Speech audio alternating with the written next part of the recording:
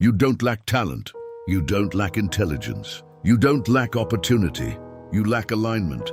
And the hardest truth you will ever face is this. The biggest obstacle in your life is not your boss, not your childhood, not the economy, not bad luck. It's you, the version of you that hesitates, the version of you that delays. Self-sabotage is silent. It doesn't look dramatic. It doesn't announce itself. It doesn't feel dangerous. It feels comfortable. It feels like scrolling when you should be building. It feels like planning instead of starting. It feels like waiting for the right time.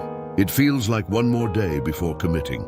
And that's why it wins. Most people don't fail because they are incapable. They fail because they protect the version of themselves they've grown used to. Growth threatens identity, and identity fights back. Your brain is not designed to make you successful. It is designed to keep you safe. Safe means familiar. Familiar means predictable. Predictable means controllable. So when you try to level up, something inside you resists. You suddenly feel tired. You suddenly feel unsure. You suddenly feel distracted. You tell yourself, I'm not ready. I need more time. I need more clarity. I'll start next week. But the truth is harsher. You are avoiding the discomfort of becoming someone new. Because becoming someone new requires letting go of who you are now. And that is terrifying. You don't just build new habits. You destroy old identities. You don't just earn more money. You raise your standards. You don't just chase success. You become responsible. And responsibility is heavy. Success removes excuses. When you step into your potential, you can no longer blame your past. You can no longer blame your environment. You can no longer blame other people. You have to own everything. And ownership feels dangerous to a mind that has lived in protection mode. So what happens? You procrastinate. You overthink. You research endlessly. You compare yourself. You doubt your timing. You convince yourself you need more information. But deep down, you already know what to do. The gym membership isn't the problem. The business idea isn't the problem. The opportunity isn't the problem. Execution is, and execution requires confronting yourself. Look at your patterns. How many times have you started something strong, only to slowly fade? How many times have you said, this time will be different, but return to the same behaviors? That's not lack of ambition. That's identity conflict. Your current identity will always pull you back to its comfort zone. If you see yourself as inconsistent, you will act inconsistently. If you see yourself as someone who tries, you will never become someone who finishes. Your income reflects your identity. Your discipline reflects your identity. Your results reflect your identity. You don't rise to your goals. You fall to your standards. And if your standards are low, even unconsciously, you will sabotage every breakthrough. Sometimes sabotage looks like fear of failure, but often it's fear of success. Because success changes expectations. If you win once, you must win again. If you grow once, you must keep growing. If you level up, you must maintain that level. And maintaining greatness requires structure, discipline, and responsibility. It is easier to stay small. It is easier to stay comfortable.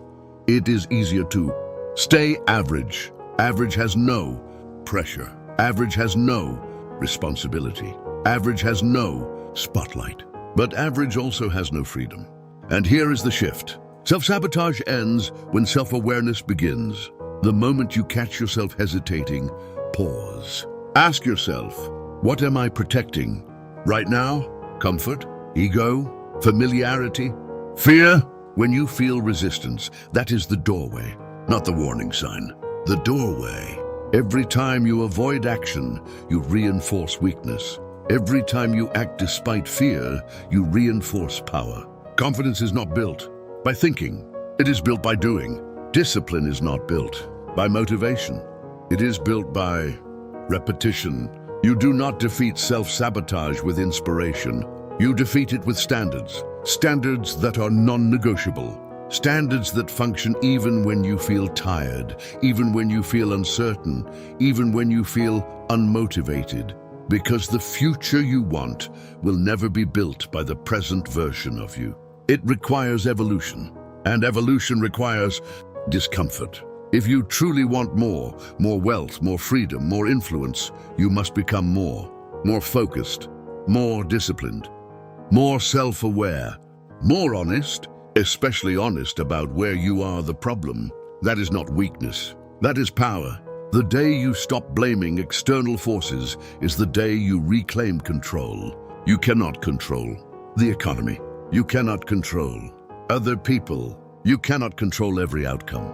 But you can control your habits, your standards, your responses, your effort. And that is enough. Most people wait for motivation. Winners build structure. Most people wait to feel ready. Leaders move while uncomfortable. Most people negotiate with themselves. Disciplined individuals eliminate negotiation. If you say you will wake up at 6, you wake up at 6. If you say you will work for 2 hours, you work for 2 hours. Not because you feel like it, but because you said you would. Integrity with yourself is the foundation of power. Every broken promise weakens identity. Every kept promise strengthens it. And slowly, the obstacle begins to disappear.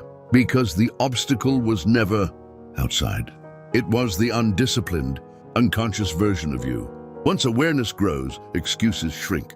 Once standards rise, sabotage weakens. Once identity upgrades, results follow. You are not stuck. You are unaligned. And alignment begins the moment you decide. No more excuses, no more delays, no more comfort disguised as strategy.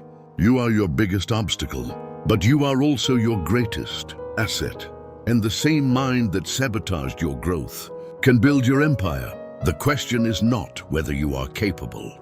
The question is whether you are willing to confront yourself. Because the moment you do, everything changes.